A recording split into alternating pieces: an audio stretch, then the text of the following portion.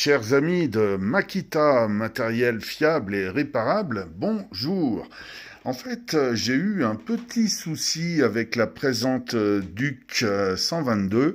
C'est qu'en fin de compte, cet élément-ci, l'interrupteur, vous voyez, l'interrupteur, en fait, c'est ce qui déclenche l'action du moteur.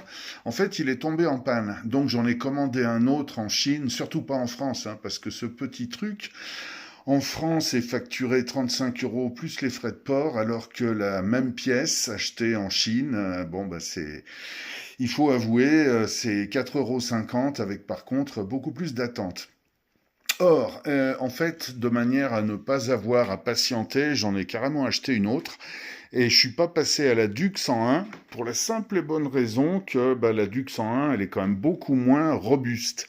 Or, mais alors chat noir oblige, un petit souci avec celle-ci, c'est que le bouton de sécurité ici présent ne fonctionnait pas. Alors, il y avait peut-être une chance sur 10 000 pour est-ce que ça me tombe dessus.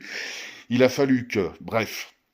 Donc du coup, j'ai récupéré celui de l'autre machine. Mais vous voyez, même moi qui suis un âne batté en mécanique, en électronique, etc., j'ai réussi à remettre en service le présent appareil. Donc, vous voyez, c'est vraiment le top du top. Vous voyez, en fait, la raison pour laquelle l'interrupteur est facilement changeable, c'est que les fils tiennent avec des vis et non pas des points de soudure. Donc, n'importe qui, en toute autonomie, peut réparer son appareil Makita, en fait. Donc, d'un point de vue éco-survivaliste, c'est tip-top. Voilà, donc la nouvelle.